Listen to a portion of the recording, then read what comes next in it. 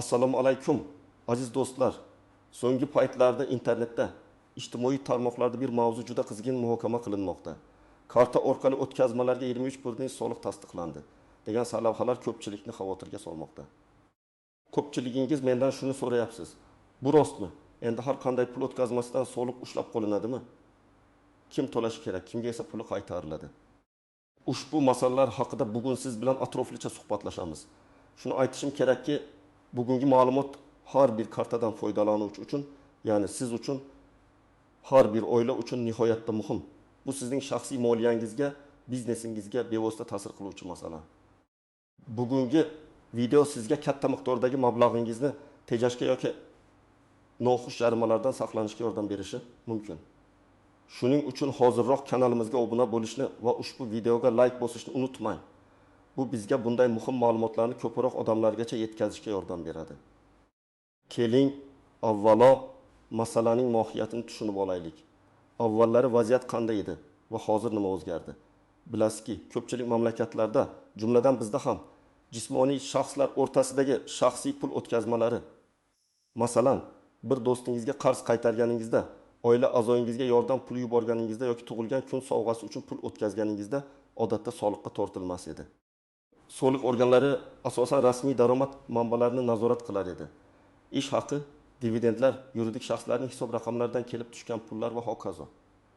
Ammo so'nggi yillarda texnologiyalar rivojlanishi bilan ko'pchilik tadbirkorlar, xizmat ko'rsatuvchi shaxslar va hatto kichik biznes egalari o'z mahsulotlari yoki xizmatlari uchun to'lovlarni shaxsiy bank kartalariga qabul qilishni odat qilishgan edi. Ya'ni ular rasman ro'yxatdan o'tgan tadbirkor bo'lmagani holda yoki o'z daromadlarini to'liq oshkor qilmasdan shaxsiy kartalari orqali xaridorlardan yoki mijozlardan pul qabul qilishardi.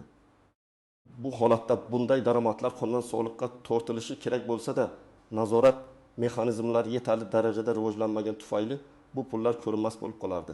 Soliq organlari uchun bu xufiyona iqtisodiyotning bir qismi edi. Endi nima o'zgardi? Aslida yangi soliq joriy etilgani yo'q. Ya'ni har qanday karta o'tkazmasidan 23% soliq olinadi degan gap mutlaqo noto'g'ri va vahimaga sabab bo'layotgan noto'g'ri talqindir. Qonunchilikda jismoniy shaxslarning daromadiga soliq undirish tartibi mavjud edi va mavjud bo'lib qoladi. Asosiy o'zgarish bu nazoratning kuchaytirilishi va soliq organlarining ma'lumotlarga kirish imkoniyatlarining kengaytirilishidir. Hukumat iqtisodiyotni shaffoflashtirish, norasmiy sektorni kamaytirish maqsadida banklarning axborot almashish tizimini kuchaytirmoqda. Endi banklar soliq organlariga shaxsiy kartalarga kelib tushadigan pul o'tkazmalari haqida avvalgidan ko'ra ko'proq ma'lumot taqdim etadi. Soliq organlari ushbu ma'lumotlarni tahlil qilish uchun zamonaviy dasturiy ta'minot va katta ma'lumotlar, big data texnologiyalaridan foydalanmoqda. Ya'ni endi ular sizning kartangizga kelib tushayotgan har bir o'tkazmani, ularning chastotasini, hajmini va yuboruvchilar sonini kuzatishi mumkin. Agar sizning kartangizga qisqa vaqt ichida muntazam ravishda katta miqdorda pul kelib tushsa, bu soliq organlari uchun qo'ng'iroq bo'lishi mumkin. Ular buni tadbirkorlik faoliyatidan olingan daromad deb baholashi mumkin. 23% soliq masalasiga kelsak, bu ham mutlaqo yangi ko'rsatkich emas.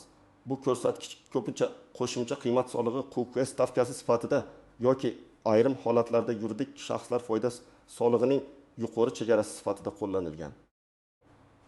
Jismoniy shaxslar uchun daromad solig'i stavkasi odatda undan pastroq bo'lgan, ammo rasmiylashtirilmagan daromadlar aniqlanganda yoki tadbirkorlik faoliyati deb topilganda ayrim soliq rejimlarida yuqori stavkalar qo'llanilishi mumkin.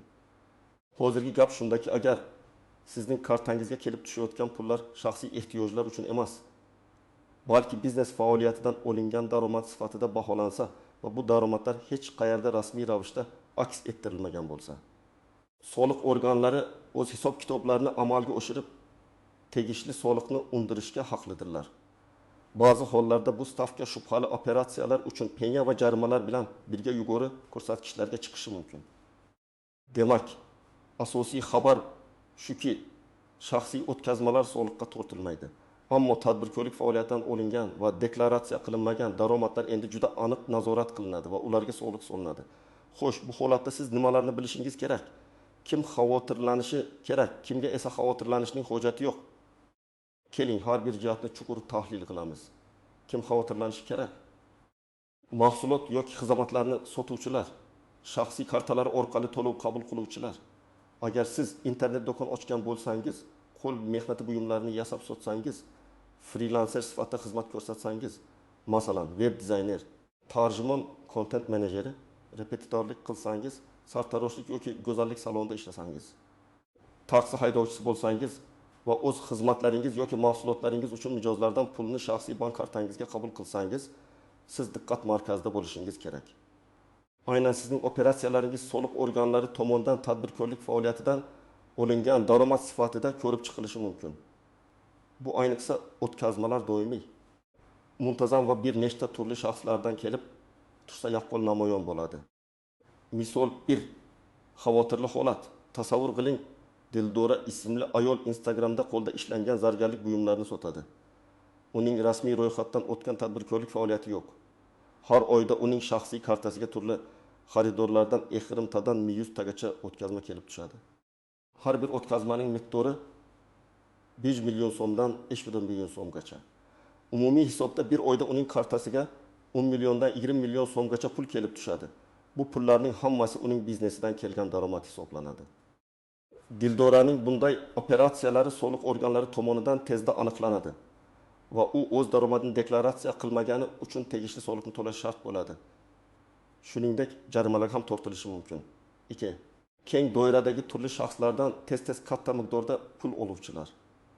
Agar sizning kartangizga har hafta yoki har oy turli manbalardan katta miqdorda pul o'tkazmalari kelib tursa, masalan, o'rtacha bir kundan ortiq muddatda pul tushib tursa yoki bir oyda bir nechta, hatto o'ntalab turli kishilardan katta miqdorda mablag' kelib tursa, bu soliq organlari e'tiborini tortishi mumkin.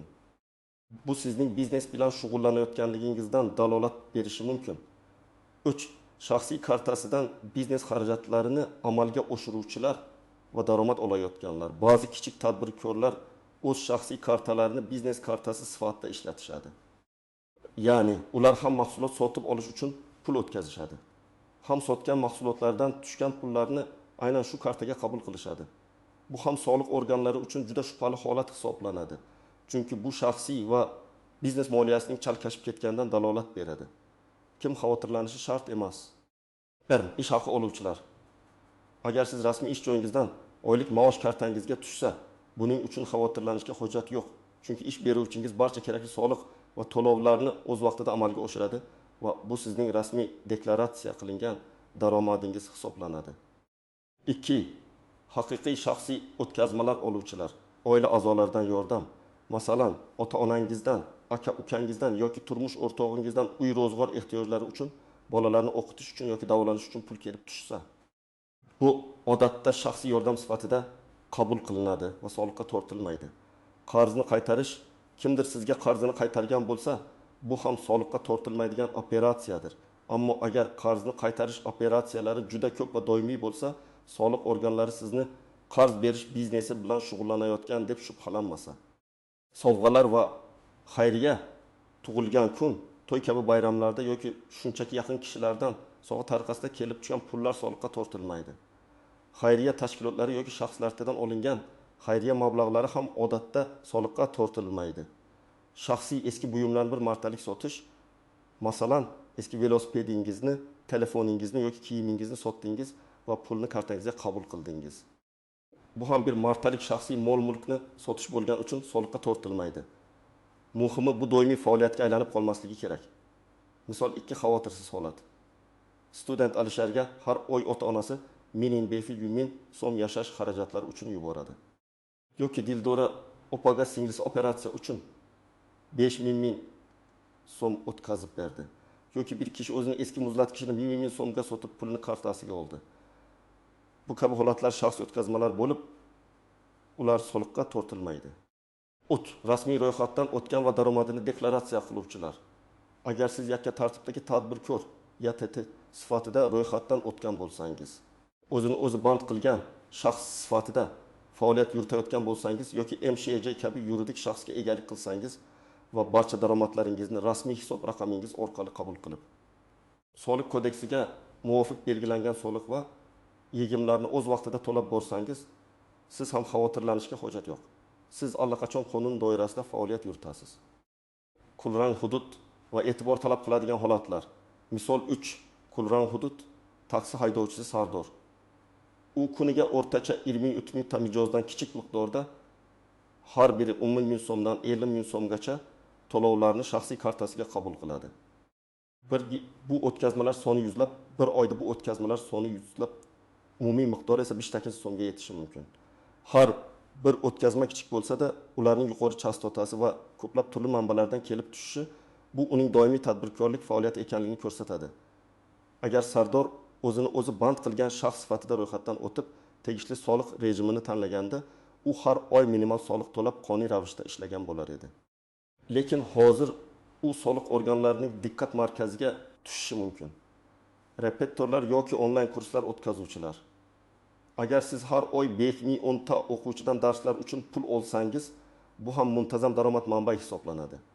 Har bir o'quvchidan, masalan, 30 ming so'mdan pul kelsa, umumiy oyiga 25 ming so'mdan 30 ming so'mgacha daromad bo'ladi. Bu daromad ham deklaratsiya qilinishi kerak. Xulosa qilib aytganda, soliq organlari sizning kartangizga kelayotgan pul o'tkazmalarining soniga, chastotasiga, miqdoriga va kimdan kelayotganiga e'tibor beradi. Agar bu ko'rsatkichlar tadbirkorlik faoliyatidan dalolat bersa, soliq xizmati savollar bilan chiqishi mumkin. Asosiy maqsad daromadlarni shaffoflashtirish va barcha fuqarolar o'z daromadlaridan belgilangan soliqni to'lashlarini ta'minlashdir. Endi esa masalaning istisno holatlari, yashirin tuzoqlari va unchalik ko'zga tashlanmaydigan nozik jihatlari haqida gaplashamiz. Bu sizning soliq qonunchiligini yanada chuqurroq tushunishingizga yordam beradi. Qoidalarga istisnolar. Odatda soliqqa tortilmaydigan daromadlar. 1. Meros. Agar siz meros tariqasida mol-mulk yoki pul mablag'lari olsangiz, buni tasdiqlovchi hujjatlar, masalan, meros guvohnomasi bo'lsa, bu mablag'lar daromad solig'iga tortilmaydi. Lekin bu o'tkazma hujjatli bo'lishi kerak. 2. Sug'urta to'lovlari. Sug'urta hodisasi ro'y berganda sug'urta kompaniyasidan olingan to'lovlar ham soliqqa tortilmaydi. 30. Stipendiyalar, pensiyalar, ijtimoiy nafaqalar. Talabalarning stipendiyalari, pensionerlarning pensiyalari, shuningdek, davlat tomonidan beriladigan turli ijtimoiy nafaqalar va yordam pullari daromad solig'iga tortilmaydigan mablag'lardir. 4. Alimentlar. Ajrashgan turmush o'rtoqdan farzandlarni boqish uchun olinadigan aliment pullari ham soliqqa tortilmaydi. 5. Bank kreditlari. Bankdan olingan kreditlar sizning daromadingiz hisoblanmaydi. Chunki bu sizning mulkingiz emas, balki qaytarilishi kerak bo'lgan majburiyatdir. 6. Naqd pulni kartaga qo'yish, manbai tasdiqlansa. Agar siz naqd pulingizni bank kartangizga qo'ygan bo'lsangiz va bu pulning manbasini isbotlay olsangiz, masalan, avval yig'ilgan shaxsiy jamg'armalar, rasmiy ish haqingizdan yig'ilgan pullar yoki qonuniy ravishda soliq to'langan boshqa daromadlar, bu holatda ham soliq muammosi yuzaga kelmaydi. Muhimi, bu pullar noqonuniy faoliyatdan olingan bo'lmasligi va siz ularning manbasini tushuntira olishingizdir. Yashirin tuzoqlar va xatarlar. 1. To'lovlarni bo'laklarga bo'lish, fragmentatsiya. Ba'zi tadbirkorlar kichik summalar e'tibordan chetda qoladi deb o'ylab, mijozlardan pulni bir necha martalik kichik o'tkazmalar orqali qabul qilishadi. Masalan, 5 bilgan so'mlik mahsulot uchun 5 ta bilgan so'mlik o'tkazma qabul qilishadi. Bu mutlaqo noto'g'ri strategiya. Soliq organlarining zamonaviy analitik dasturlari nafaqat o'tkazma miqdorini, balki ularning sonini, chastotasini, yuboruvchilarning turli tumanligini ham tahlil qiladi. Ko'plab kichik ammo muntazam o'tkazmalar bitta katta o'tkazmadan ko'ra ko'proq shubhali ko'rinishi mumkin. Algoritmlar bunday bo'laklangan operatsiyalarni osongina aniqlaydi. 2. Qarindoshlarning kartalaridan foydalanish. Ba'zilar o'z biznes daromadlarini yashirish maqsadida ota-onasi, turmush o'rtog'i yoki farzandlarining shaxsiy kartalariga pul qabul qilishadi. Bu juda xavfli amaliyot. Chunki soliq organlari savol bilan murojaat qilganda bu pul o'tkazmalari kartaning egasining daromadi sifatida ko'rib chiqiladi. Natijada pulni qabul qilgan qarindoshingiz soliq mas'uliyatiga tortilishi mumkin. Bu esa oilaviy muammolarga olib kelishi mumkin. 3. Hujjatlarning yo'qligi. Agar soliq organlari sizning kartangizga kelib tushgan shubhali o'tkazmalar haqida so'rasa, siz ularning nima maqsadda yuborilganligini isbotlay olishingiz kerak. Masalan, bu qarzni qaytarish bo'lsa, qarz berish haqida tilxat yoki shartnoma bo'lishi kerak. Sovg'a bo'lsa, bu haqda rasmiy hujjat bo'lmasa-da vaziyatni tushuntira olishingiz shart. Agar siz tegishli hujjatlarni taqdim eta olmasangiz yoki o'tkazmaning mohiyatini tushuntira olmasangiz, soliq organlari buni avtomatik ravishda tadbirkorlik faoliyatidan olingan daromad deb hisoblashi mumkin.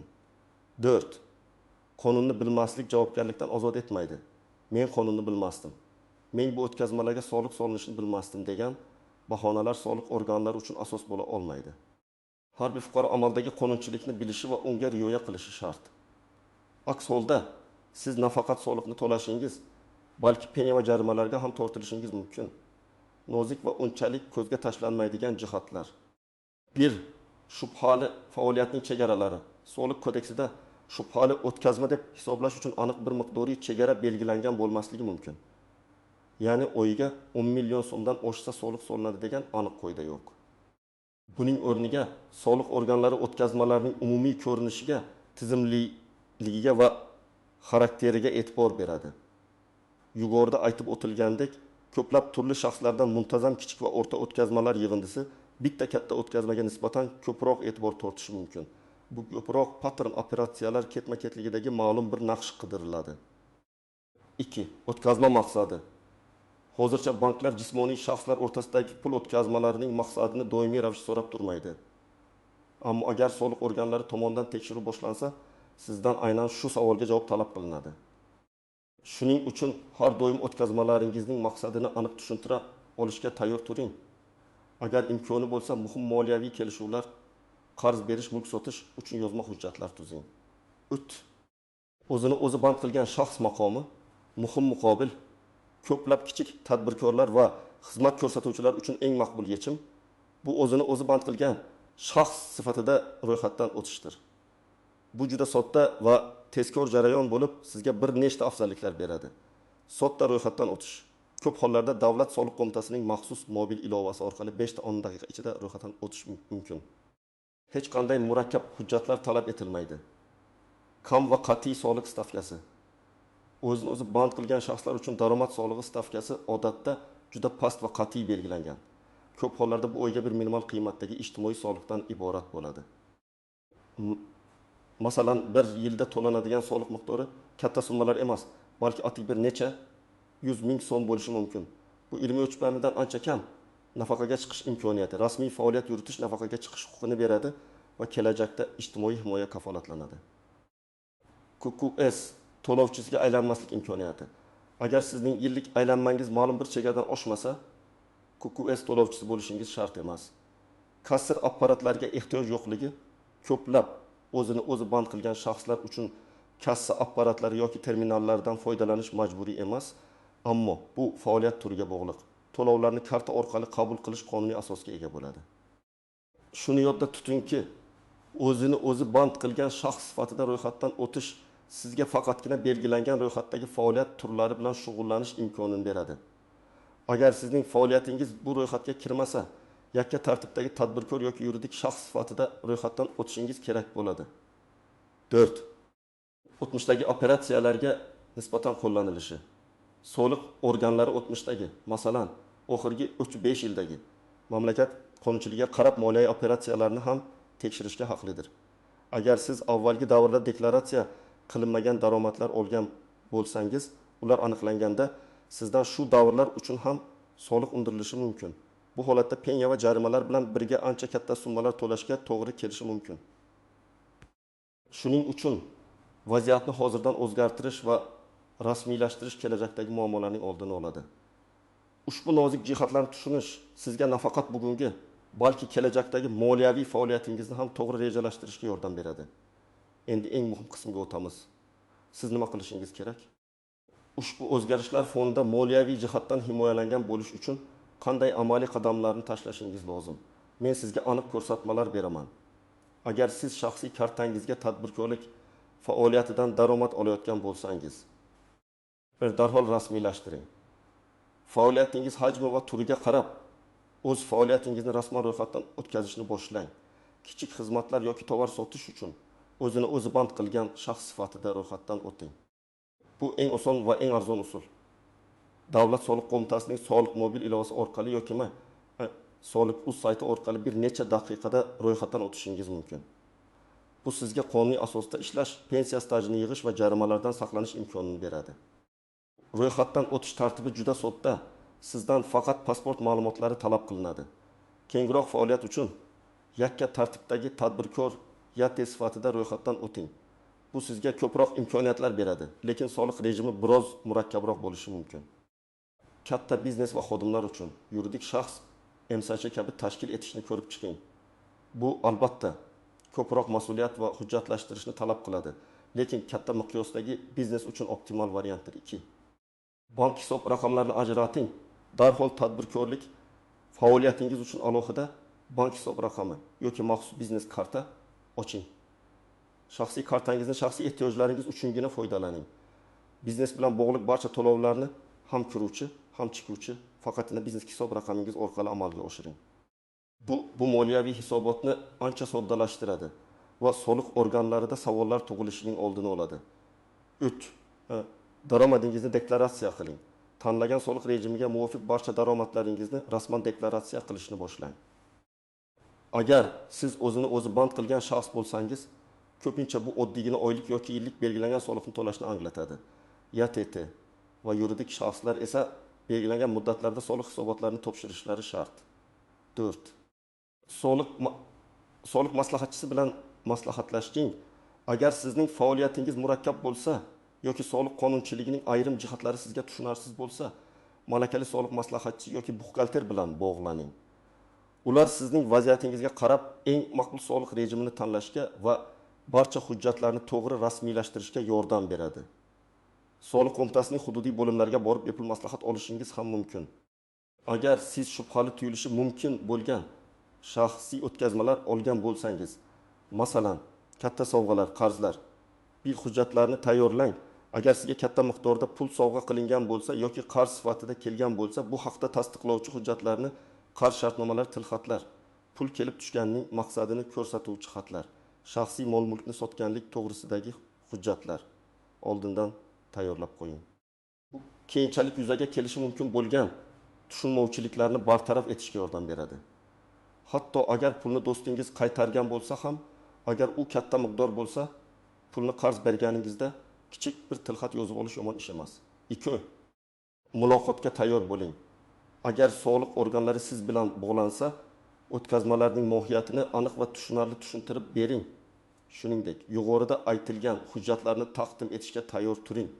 Ochiqlik va hamkorlik har doim ijobiy natija beradi. Boshqa barcha fuqarolar uchun. 1. Xotirjam bo'ling. Agar siz faqat ish haqi, pensiya, stipendiya, nafaqa kabi rasmiy daromadlar olsangiz yoki shaxsiy o'tkazmalar, oilaviy yordam, qarzni qaytarish, shaxsiy eski buyum sotishdan tushgan pul bilan cheklansangiz, xavotirlanishga sabab yo'q. Bu o'zgarishlar sizga ta'sir qilmaydi. 2. Axborotli bo'ling. Soliq qonunchiligidagi yangiliklarni muntazam kuzatib boring. Bizning kanalimiz ham sizni doimiy ravishda dolzarb ma'lumotlar bilan ta'minlab boradi. 3. Rasmiy manbalardan foydalaning. Har doim ma'lumotni Davlat soliq qo'mitasi, Moliya vazirligi kabi rasmiy manbalardan tekshiring. Internetdagi har qanday xabarga shubha bilan qarang va vahimaga tushmang. Bu amaliy maslahatlar sizning moliyaviy xavfsizligingizni ta'minlashga va yangi soliq nazorati tizimi sharoitida qonuniy ravishda faoliyat yuritishingizga yordam beradi. Xulosa qilib aytadigan bo'lsak, aziz do'stlar, karta o'tkazmalariga 23 soliq degan gap sizni vahimaga solishi kerak emas. Bu mutlaqo barcha o'tkazmalar taalluqli emas, balki asosan deklaratsiya qilinmagan tadbirkorlik daromadlarini nazorat qilishga qaratilgan yangi kuchaytirilgan tizimdir. Soliq organlari shaxsiy kartalarga kelib tushayotgan pullarning hajmiga, chastotasiga va manbalariga e'tibor beradi. Agar siz o'z faoliyatingizdan daromad olayotgan bo'lsangiz, uni rasmiylashtirmagan bo'lsangiz, hozir buning ayni vaqti.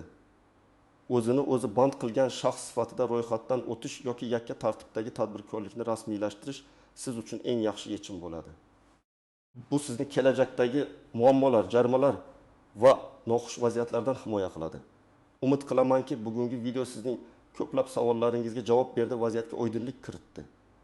Bu ma'lumot siz uchun foydali bo'lgan bo'lsa, iltimos, videoga like bosing va kanalimizga obuna bo'lishni unutmang.